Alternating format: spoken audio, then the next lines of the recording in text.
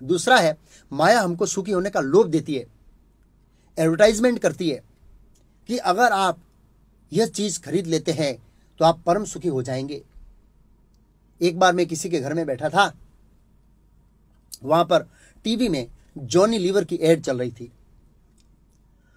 तो उसमें ऐसा बताया था कि एक व्यक्ति मर जाता है तो उसको दो दीवालों के बीच ले जाया जाता है, एक इधर दीवाल है और एक इधर दीवाल है।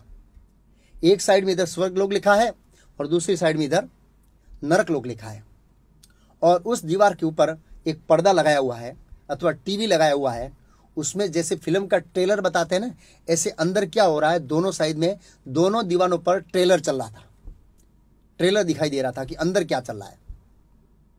तो सबसे पहले इसने स्वर्गलोक की ओर देखा, तो उसमें सब निराश होकर ऐसे बैठे थे, सूखे राइस खा रहे थे, ऐसे। इधर नरक में देखा तो लड़का लड़की डांस कर रहे हैं, शराब पी रहे हैं, ऐसे जबरदस्त म्यूजिक चल रहा है। उस व्यक्ति ने सोचा इधर मजा आएगा, स्वर्ग में मजा नहीं आएगा, नरक में मजा आएगा, क्योंकि उसका ट्रेलर बहुत अच्छा है। तो नरक का दरवाजा खुलता है, दे धड़ाम अंदर।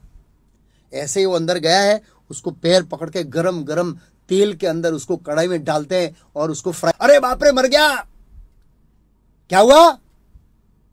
अरे भाई, आप तो बाहर इतना अच्छा ट्रेलर दिखाते हैं लेकिन अंदर इतनी पिटाई कर रहे हैं। तो उसने कहा, अरे भाई, वो बाहर वाला जो ट्रेलर था ना, वो तो हमारा एडवर्टाइजमेंट डिपार्टमेंट था। एडवर्टाइजमेंट नहीं करेंगे तो कौन आएगा? हमारी स्थिति भी ऐसी है।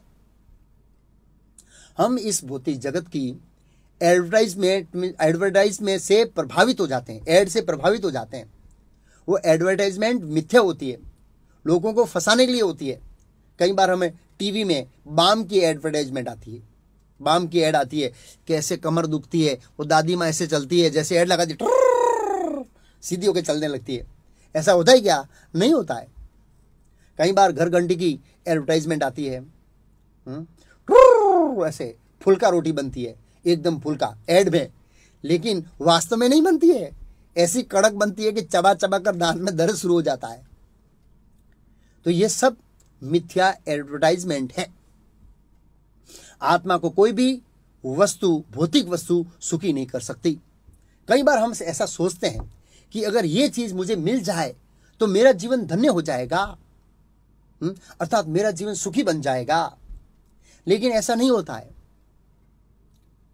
जब रेखा जवान थी, अब तो रेखा की चेहरे पे रेखाएं पड़ गई, लेकिन जब रेखा जवान थी तो लोग रेखा का फोटो रखते थे ऐसे और देखते थे, अगर रेखा की शादी मेरे साथ हो जाए तो मेरा जीवन धन्य हो जाएगा।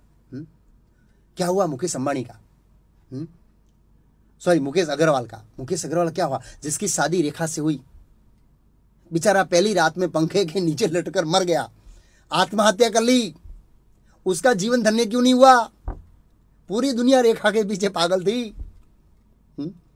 तो ये सब भ्रम है कि ये चीज हमको सुखी करेगी।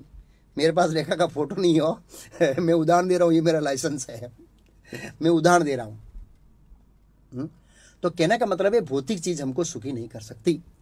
तो जिस प्रकार मछली पानी के बिना सुखी नहीं रह सकती, उसी प्रकार जीव भगवान के बिना सुखी नहीं हो सकता। यहां पर मछली का उदाहरण दिया गया है। हम एक काम करते हैं, मछली को पानी से बाहर निकाल लेते हैं और फिर उसके सामने बहुत बड़ा टीवी रख देते हैं, बहुत बड़ा टीवी, लेटेस्ट शराब की बोतल दे देते हैं, सिगरेट लेटेस्ट, क्रिकेट की मैगजीन दे देते हैं।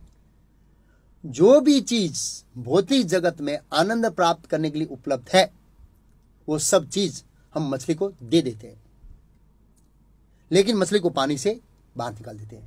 तो मछली क्या करेगी? तड़पेगी, तड़पेगी। ऐसी ही परिस्थिति हमारी है। इस आत्मा को भौतिक जगत में आनंद प्राप्त करने के लिए जो भी चीज उपलब्ध है वो सब दे देते हैं, फिर भी आत्मा दुखी रहेगी, तड़पेगी आत्मा। जैसे मछली पानी के बिना सुखी नहीं हो सकती, उसी प्रकार जीव भगवान के बिना सुखी नहीं हो सकता।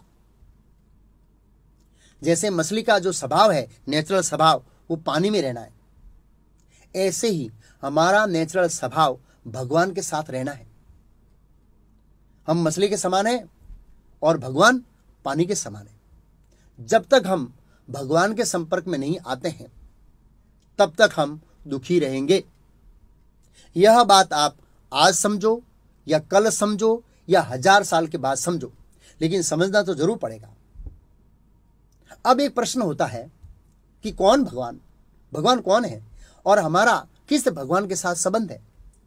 क्योंकि भौतिक जगत में तो हजारों देवी देवता है और भगवान है, उनमें से कौन से भगवान के साथ हमारा परमानेंट संबंध है और किस शास्त्र में लिखा हुआ है?